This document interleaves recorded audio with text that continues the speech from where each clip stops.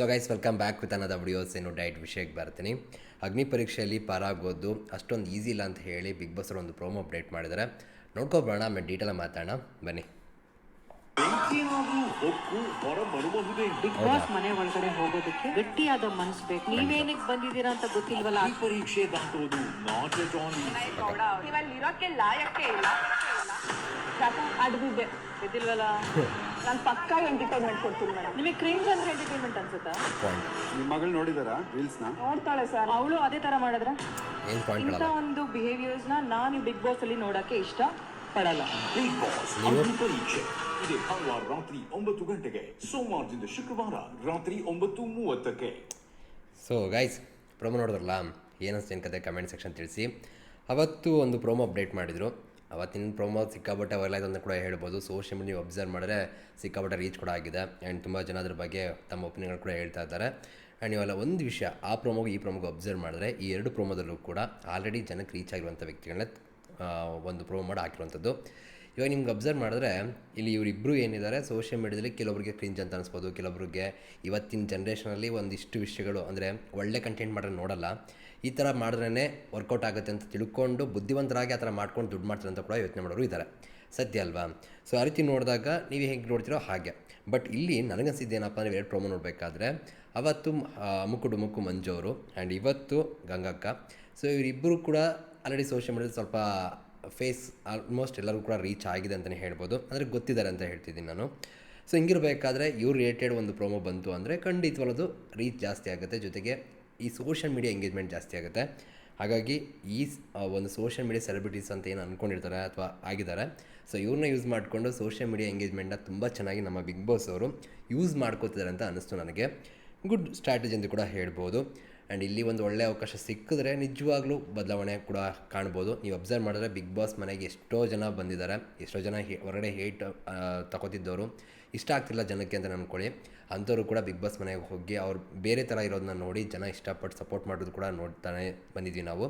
So ಇವ್ರ ಕತೆ ಕೂಡ ಅದೇ ರೀತಿ ಆಗ್ಬೋದು. ಬಿಕಾಸ್ ನಾವು ಸೋಷಿಯಲ್ ಮೀಡಿಯಾದಲ್ಲಿ ಏನು ನೋಡ್ತೀವಿ ಅದೇ ರಿಯಲ್ ಆಗಿರೋದಿಲ್ಲ, ಅವ್ರ ಪರ್ಸ್ನಲ್ ಲೈಫ್ ಬೇರೆ ಇರುತ್ತೆ. ಎಷ್ಟೋ ಜನ ಈ ಬಿಗ್ ಬಾಸ್ ಮನೆಯಲ್ಲಿ ನಮಗೆ ರಿಯಲಾಗಿ ಅವ್ರು ಏನು ಅವ್ರ ಮನೇಲಿ ಇರ್ತಾರೆ ಆ ಥರ ಕಾಣಿಸ್ಕೋಬೋದು.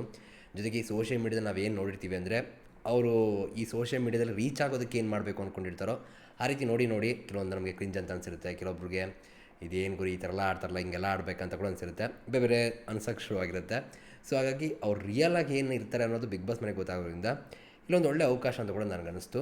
ಸೊ ಇವರಿಬ್ಬರಲ್ಲಿ ಯಾರು ಸೆಲೆಕ್ಟ್ ಆಗ್ತಾರೋ, ಈಗ ಎರಡು ಪ್ರೋಮೋಗಳು ಕೂಡ ನೋಡಿದ್ರೆ ಇಬ್ಬರು ಕೂಡ ಎಕ್ಸಿಟ್ ಆಗೋ ರೀತಿಯೇ ಇದೆ. ಬಟ್ ನಮಗೆ ಗೊತ್ತಿದೆ ಬಿಗ್ ಬಾಸ್ ಯಾವ ರೀತಿ ವರ್ಕ್ ಆಗುತ್ತೆ ಅಂತ, ನಮ್ಗೆ ಕಾಣಿಸ್ಬೋದು. ಬಟ್ ನಮಗೆ ಎಪಿಸೋಡ್ ನೋಡಿದಾಗಲೇ ಗೊತ್ತಾಗುವಂಥದ್ದು ಅವ್ರು ಹೋಗಿದ್ದಾರಾ ಅಥವಾ ಇದ್ದಾರಾ ಅಂತ. ವೆಯ್ಟ್ ಮಾಡಿ ನೋಡೋಣ. ಬಟ್ ಇವಾಗ ಈ ಪ್ರೋಮೋಗಳಂತೂ ಸಕ್ಕದಾಗಿ ಸದ್ದಂತೂ ಮಾಡ್ತಾಯಿದೆ. ಆ್ಯಂಡ್ ಗಂಗಕ್ಕ ಅವರು ಈ ಬಿಗ್ ಬಾಸ್ ಮನೆಯಲ್ಲಿ ಅಂದರೆ ಇವಾಗ ಏನು ಅಗ್ನಿ ಪರೀಕ್ಷೆಯಲ್ಲಿ ಸೆಲೆಕ್ಟ್ ಆಗಬೇಕು ಅಂತ ನಿಮ್ಗೆ ಅನಿಸುತ್ತಾ ಅಥವಾ ಬೇಡ ಅಂತ ಅನಿಸುತ್ತಾ ಕಮೆಂಟ್ ಸೆಕ್ಷನ್ ತಿಳಿಸಿ ನೋಡುವ. ಆ್ಯಂಡ್ ಜೊತೆಗೆ ಈ ಪ್ರೋಮೋದಲ್ಲಿ ಒಂದು ವಿಷಯಗಳು ಅಬ್ಸರ್ವ್ ಮಾಡಿದ್ರೆ ಒಂದಿಷ್ಟು ಹೊಸ ಫೇಸ್ಗಳು ಕೂಡ ಕಾಣಿಸ್ತಾ ಇದೆ. ಅವತ್ತಷ್ಟು ಕ್ಲಿಯರಾಗಿರಲಿಲ್ಲ ತುಂಬ ಜನದ್ದು. ಆ್ಯಂಡ್ ಇವಾಗ ನೀವು ಇಲ್ಲಿ ನೋಡಿದ್ರೆ ಸ್ಕ್ರೀನ್ ಮೇಲೆ ಮಿಸ್ ಇಂಡಿಯನ್ ಹರ್ತ್ ಇನ್ನೊಂದೇನೋ ಇದೆ ಅಲ್ಲಿ. ಸೊ ಇವರು ಕೂಡ ಬಂದಿದ್ದಾರೆ. ಆ್ಯಂಡ್ ಇಲ್ಲಿ ನಮ್ಮ ವಿನಯ್ ಗೌಡ ಅವ್ರ ರಿಯಾಕ್ಷನ್ ನೀವು ನೋಡ್ತಾ ಇರ್ಬೋದು.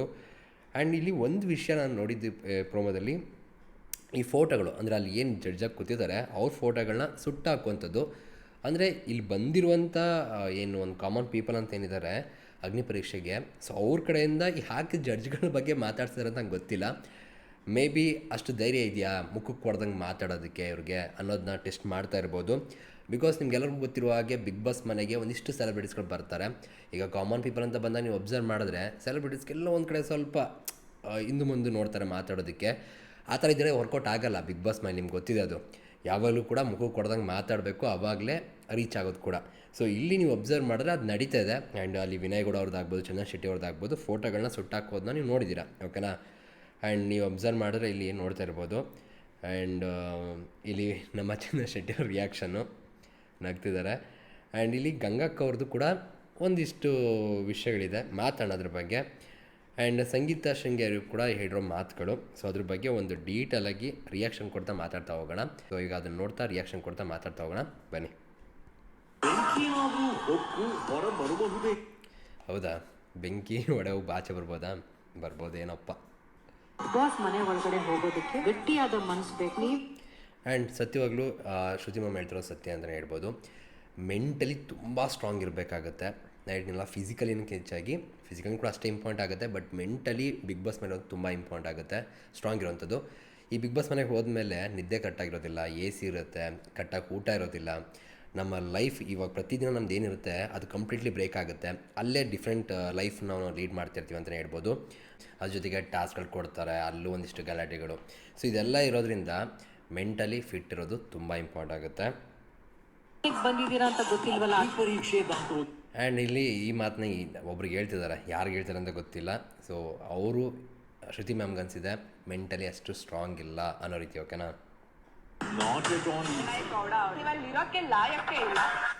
ಆ್ಯಕ್ಚುಲಿ ನನಗೆ ಇವಾಗ ಏನು ಇವ್ರು ಇದ್ದಾರೆ, ಇವ್ರು ಬರಬೇಕು ಅಂತ ಅನಿಸ್ತು. ಅವ್ರ ಪದ ಬಳಕೆಗಳು ಇದು ತುಂಬ ಟ್ರಿಗರ್ ಮಾಡುತ್ತೆ ಬಿಗ್ ಬಾಸ್ ಮನೇಲಿ. ಓಕೆನಾ?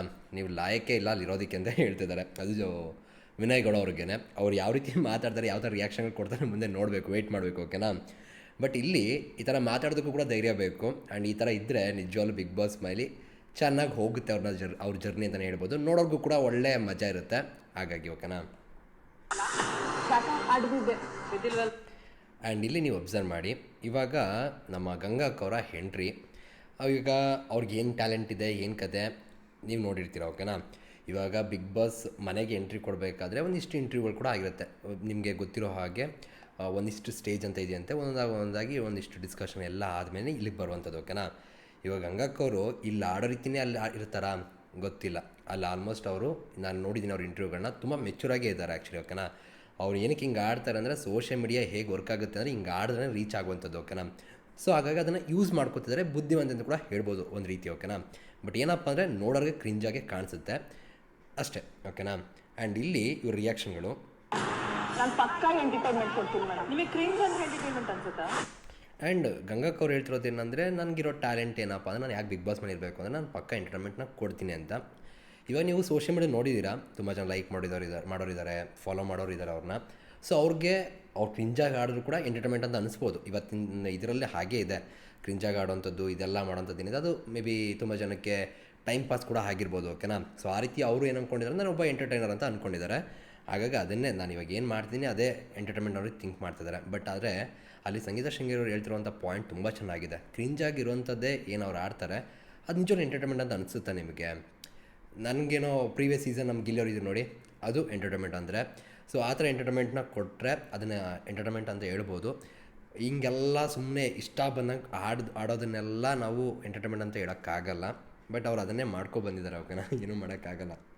ನಿಮ್ಮ ಮಗಳು ನೋಡಿದಾರಾ ರೀಲ್ಸ್ನ? ನೋಡ್ತಾಳೆ ಸರ್, ಅವಳು ಅದೇ ತರ ಮಾಡಿದ್ರೆ ಪಾಯಿಂಟ್ ಆ್ಯಕ್ಚುಲಿ ಇವಾಗ ನೋಡಿ ಕಲಿಯುವಂಥದ್ದೇ ಜಾಸ್ತಿ ಇವತ್ತಿನ ಇದರಲ್ಲಿರುವಂಥದ್ದು. ಓಕೆನಾ? ಸೊ ಹಿಂಗಿರಬೇಕಾದ್ರೆ ಇವ್ರು ಹಿಂಗೆ ಆಡೋದನ್ನೇ ಇನ್ನೊಬ್ರು ಕಲಿತು ಅದೇ ರೀತಿ ನಾವು ಕೂಡ ಫೇಮಸ್ ಆಗಬೇಕು, ನಾವು ಕೂಡ ಹಿಂಗೆ ಮಾಡಿದ್ರೆ ರೀಚ್ ಆಗ್ತೀವಿ ಅಂತ ಥಿಂಕ್ ಮಾಡಿದ್ರು ಅಂದರೆ ಹೇಗೆ? ಆ್ಯಂಡ್ ಜೊತೆಗೆ ಇವಾಗ ಇವರ ಮಗಳೇ ಈ ಥರ ಮಾಡಿದ್ರೆ ಅವ್ರು ಒಪ್ಕೋತಾರ? ಯಾರೂ ಒಪ್ಪಲ್ಲ, ಯಾರೂ ಇಷ್ಟನೂ ಪಡಲ್ಲ. ಇವತ್ತು ಅವ್ರ ಅವಶ್ಯಕತೆಗೆ ಅವ್ರು ಮಾಡ್ತಿದ್ದಾರೆ, ತಪ್ಪಂದ್ರೆ ಹೇಳೋಕ್ಕಾಗಲ್ಲ. ಓಕೆನಾ? ಬಟ್ ಆದರೆ ಇಲ್ಲಿ ಮ್ಯಾಟ್ರ್ ಆಗೋದೇನೆಂದರೆ ನಮ್ಮ ಮಕ್ಳಿಗೆ ನಾವು ಅದನ್ನೇ ಕಲಿಸ್ತೀವಿ ಅನ್ನೋದು ಕೂಡ ಮ್ಯಾಟ್ರ್ ಆಗುತ್ತೆ ಅಲ್ಲ. ಸೊ ನೋಡಿ ಕಲಿಯೋದ್ರಿಂದ ಇದು ಕ್ರಿಂಜ್ ನಾಟ್ ಓಕೆ ಅನ್ನೋದು ಅವ್ರ ಮೇನ್ ಪಾಯಿಂಟ್ ಅಷ್ಟೇ. ಓಕೆನಾ? ಇಂಥ ಒಂದು ಬಿಹೇವಿಯರ್ಸ್ನ ನಾನು ಬಿಗ್ ಬಾಸ್ ಅಲ್ಲಿ ನೋಡೋಕ್ಕೆ ಇಷ್ಟ ಪಡಲ್ಲ. ಬಿಗ್ ಬಾಸ್ ಅಗ್ನಿ ಪರೀಕ್ಷೆ. ಆ್ಯಂಡ್ ಇಲ್ಲಿ ಕ್ಲಿಯರಾಗಿ ರಿಜೆಕ್ಟ್ ಮಾಡಿದ್ದಾರೆ ಸಂಗೀತ ಶೃಂಗೇರಿ ಅವರು. ಬೇರೆಯವರು ಕೂಡ ಮಾಡಿರುವಂಥ ಚಾನ್ಸ್ಗಳು ಜಾಸ್ತಿ ಇರುತ್ತೆ. ನನಗೆ ಪರ್ಸ್ನಲಿ ಸಂಗೀತ ಶೃಂಗೇರಿ ಅವರು ಏನು ಪಾಯಿಂಟ್ನ ಹೇಳ್ತಾ ಇದ್ದಾರೆ ಅದು ಕಂಪ್ಲೀಟ್ಲಿ ರೈಟ್ ಅಂತ ಅನ್ನಿಸ್ತು. ಜೊತೆಗೆ ಅವ್ರು ರಿಜೆಕ್ಟ್ ಮಾಡೋದು ಕೂಡ ಒಳ್ಳೆಯದೇ. ಬಟ್ ಇಲ್ಲಿ ಗೊತ್ತಿಲ್ಲ ಯಾವ ರೀತಿ ಹೋಗುತ್ತೆ ಏನು ಕತೆ ಅಂತ. ಬಟ್ ನನಗೆ ಅನಿಸಿದ್ದೇನೆಂದರೆ, ಇವಾಗ ಗಂಗಾ ಅವರು ಏನಿದ್ದಾರೆ ಅವ್ರು ಎಲ್ಲ ರೌಂಡ್ಗಳನ್ನು ಸೆಲೆಕ್ಟ್ ಮಾಡೋಕ್ಕಿಂತ ಮುಂಚೆ ಈಗ ಬಿಗ್ ಬಾಸ್ ಟೀಮ್ ಅವ್ರು ಸೆಲೆಕ್ಟ್ ಮಾಡಿರ್ತಾರೆ ಗೊತ್ತಾ. ಆ ಟೈಮಲ್ಲಿ ಇವರು ನೋಡಿರಬೇಕಾದ್ರೆ ಇವ್ರು ಯಾವ ಥರ ಕಂಟೆಂಟ್ ಮಾಡಿರ್ತಾರೆ, ಏನು ಕತೆ ಎಲ್ಲ ಕೂಡ ಗೊತ್ತಿರುತ್ತೆ. ಅದು ಗೊತ್ತಿದ್ದು ಕೂಡ ಇಲ್ಲಿ ಕರ್ಕೊಬಂದು ಈ ಥರ ಮಾಡ್ತಿರೋವಂಥದ್ದು ತುಂಬ ಸಿಂಪಲ್ ಸೋಷಿಯಲ್ ಮೀಡಿಯಾ ಎಂಗೇಜ್ಮೆಂಟ್ ಅಷ್ಟೇ ಅಂತ ಅನಿಸ್ತು ನನಗೆ. ಇಲ್ಲಿ ಅಮ್ಮು ಡುಮುಕು ಇವರು ಇನ್ನೂ ಸೋಷಿಯಲ್ ಮೀಡಿಯಾದಲ್ಲಿ ಜಾಸ್ತಿ ಒಂದು ವೈರಲ್ ಆಗಿರೋವಂಥವ್ರೆಲ್ಲ ಏನು ಬರ್ತಾರೆ ಅವರೆಲ್ಲರೂ ಕೂಡ ಆಲ್ಮೋಸ್ಟ್ ರಿಜೆಕ್ಟ್ ಆಗುವಂಥ ಚಾನ್ಸ್ಗಳು ಜಾಸ್ತಿ ಇರಬಹುದು ಅಂತ ಅನಿಸುತ್ತೆ. ಅದೆಲ್ಲಕ್ಕೆ ಹೆಚ್ಚಾಗಿ ಒಂದು ಸೋಷಿಯಲ್ ಮೀಡಿಯಾ ಎಂಗೇಜ್ಮೆಂಟ್ಗೆ ಇಟ್ಕೊಂಡಿರ್ತಾರೆ. ನೀವು ಪ್ರತಿ ಸೀಸನ್ ಅಬ್ಸರ್ವ್ ಮಾಡ್ಕೊಬಂದು ಇದು ಅದೇ ರೀತಿ ಬಂದಿದೆ, ಅದು ನಿಮ್ಗೆ ಅದು ಒಂದು ಪ್ಯಾಟ್ರನ್ ಕಾಣಿಸ್ಬಿಡುತ್ತೆ. ಓಕೆನಾ? ಎಷ್ಟು ಮಟ್ಟ ಸತ್ಯ ಎಷ್ಟು ಮಟ್ಟ ಸುಳ್ಳು ಗೊತ್ತಿಲ್ಲ, ಬಟ್ ಅನ್ಸೋದಂತೂ ಸಹಜವಾಗಿ ಅನಿಸುತ್ತೆ. ಅದೇ ರೀತಿ ಇದು ಹೋಗ್ತಿರೋವಂಥದ್ದು. ಬಟ್ ಇಲ್ಲಿ ಸಂಗೀತ ಶೃಂಗೇರಿ ಅವರು ಏನು ಪಾಯಿಂಟ್ ಇಟ್ಕೊಂಡು ಹಿಡಿದ್ದಾರೆ ಅದು ರೈಟ್ ಇರುವಂಥದ್ದು. ಆ್ಯಂಡ್ ಗಂಗಾ ಅವರು ಕೂಡ, ಗಂಗಾಕನೇ ಆಗ್ಬೋದು, ಇನ್ನೊಬ್ರು ಯಾರು ಆಗ್ಬೋದು, ಈ ಸ್ಟೇಜಿಗೆ ಬರೋಕ್ಕಿಂತ ಮುಂಚೆ ಅವರು ತುಂಬ ಬಿಗ್ ಬಾಸ್ನ ನೋಡಿರ್ತಾರೆ. ಸೊ ಅವರು ಕೂಡ ಯೋಚನೆ ಮಾಡಬೇಕಾಗತ್ತೆ, ನಮ್ಮನ್ನು ಯಾವ ರೀತಿ ಯೂಸ್ ಮಾಡ್ಕೋಬೋದು, ನಾವು ಹೋಗಬೇಕಾ ಬೇಡವಾ ಅನ್ನೋದನ್ನು ಥಿಂಕ್ ಮಾಡಿದ್ರೆ ತುಂಬ ಚೆನ್ನಾಗಿರ್ತಿತ್ತು. ಇರಲಿ, ಒಂದು ಅವಕಾಶಕ್ಕೋಸ್ಕರ ಬರ್ತಾರೆ, ಒಂದು ಜೀವನ ಚೇಂಜ್ ಆಗ್ಬೋದು ಅಂತ ತಪ್ಪೇನಿಲ್ಲ. ಒಳ್ಳೆಯದಾಗಲಿ, ಸೆಲೆಕ್ಟ್ ಆದರೂ ಒಳ್ಳೆಯದಾಗಲಿ, ಸೆಲೆಕ್ಟ್ ಆಗಲಿದ್ರು ಒಳ್ಳೆಯದಾಗಲಿ. ಸೊ ಇದಿಷ್ಟು ಈ ಪ್ರೊಮೋದಲ್ಲಿರುವಂಥ ವಿಷಯಗಳು. ಸೊ ಇದ್ರ ಬಗ್ಗೆ ನಿಮ್ಮ ಅನಿಸಿಕೆ ಏನು ಕಮೆಂಟ್ ಸೆಕ್ಷನ್ ತಿಳಿಸಿ. ಸಿಗೋಣ ಮತ್ತೆ. Thank you guys, love you guys, bye.